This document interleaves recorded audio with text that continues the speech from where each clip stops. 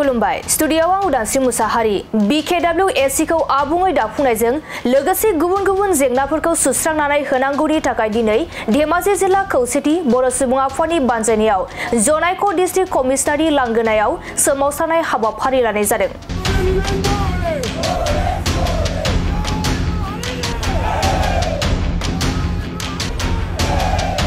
दिनै खौसेथि बर' सुबुं आफादनि बिथोन बायदियै बिटिआरनि बायजोआव थानाय आसामनि गुबुन गुबुन जिल्लायाव सोमावसारनाय हाबाफारि लानाय जादों।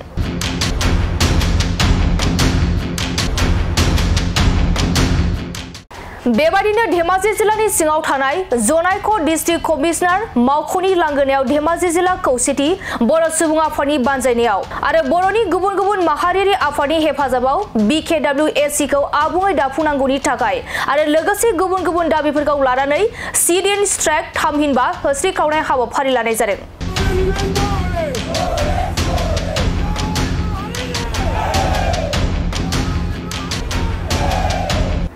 खौसेथि बर' सुबुं आफादनि बानजायनायाव दिनै होस्रिख्रावनायनि गाहाय थांखि एबा दाबिफोरा जादों BKWSC नि गामिखौ आबुङै फोसावनाय, बियाब दानाय आरो बिसायख'थि खुंफुंनाय, कार्बि आंलं आरो डिमा हासावनि बर'फोरनो ST हिल स्टेटास गनायथि होनाय, BKWSC नो जर'खा रां बावजा होनाय, बिटिआरनि बायजोआव आसाम टेट आरो सेन्ट्रेल टेट उथ्रिनानै थानाय बर' बिजाथिफोरनो फरायसालियाव फोरोंगिरि महरै थिसनथाइ होनाय, बड' रेजिमेन्ट दानाय, खोला कामरुप आरो गवालपारा जिल्लानि बर' गामिफोरखौ BKWSC आव सोसननाय।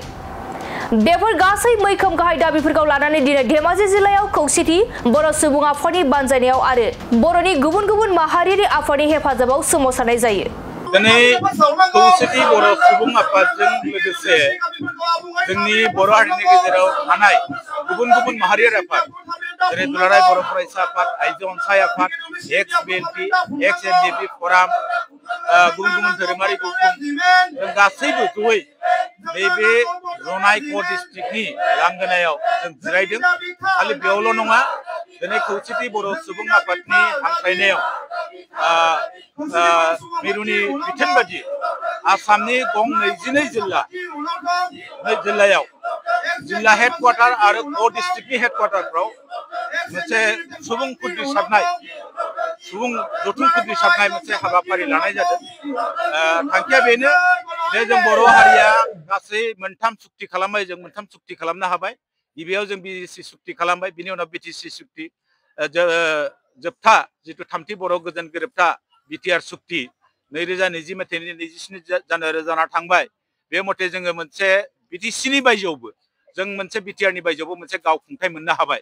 खिन्थु मोनबाय दिनै बे गाव खुंथाया दिनै 5 बोसोर बारलांबाय, बिनि रां बावजाया बारायदिया, बिनि गामि सोसननाया जाफुंजोबदिया, बिनि बियाब दानाया जादिया आरो बेजों लोगोसे बेखौ बिसायख'थिसिम लांनो हादिया।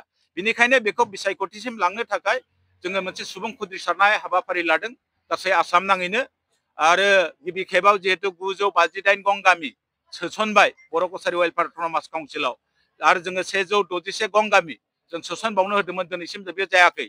आरो जोंना मोनसे जेंना थाबाय राभा हासं एलेकायाव थानाय साउथ कामरुप आरो गवालपारा जिल्लायाव थानाय जेब्ला बर' गामि दङ 312 गं गामि रेभिनिउ गामि गिदिर गिदिर गामि, बेखौ बर' कसारि वेलफेयार अट'नमास काउन्सिलाव सोसननांगौनि दाबियाव आरो बिश्वनाथ आरो सनितपुराव जितु BTC आव हाबबाय, BTC आव हाबनानै जेब्ला बायजोआव थालांनाय गामिफोरखौ जाहाथे बर' कसारि वेलफेयार अट'नमास काउन्सिलाव सोसननानै बेखौ थाबैनो बियाब दानानै बिसायख'थि खुंनायनि दाबियाव दिनै बे हाबाफारिखौ लानाय जादों। आरो बिनि बादैबो कार्बि आंलंनि जि जेंना दङ, गोलाव समनि मोनसे जेंना बियो, जेरैहाय बे जेंनाया मोननै सुक्तियाव जायगा मोनबाय जे कार्बि आंलं आरो डिमा हासाव रायजो जानाय बर'फोरखौ हाजोआरि ट्राइबेल मर्यादा होनांगौ। BTC सुक्तियाव जायगा मोनबाय, बे थामथि बर' गोजोन गोरोबथा बिटिआर सुक्तियाव जायगा मोनबाय बे, खिन्थु दिनैसिम बे जेंनाया जाफुङाखै। बे जेंनाखौ जाफुंनायनि दाबियाव आरो बेजों लोगोसे जोंनि फरायसालिफोरखौ सोरखारिकरण खालामनाय आरो जों बड' रेजिमेन्ट नागिरनाय, जोंनि BKWSC नि बायजोआव एरियायाव थानाय जिবিলাক BKWSC एरियायाव पास जानानै थानाय जिবিলাক बर' बिजाथिफोर दङ आसाम टेट आरो सिटेट पास जानानै, बिसोरखौ जोंनि जायगायावनो थिसननायनि दाबियाव दिनै बे हाबाफारिखौ लानाय जादों।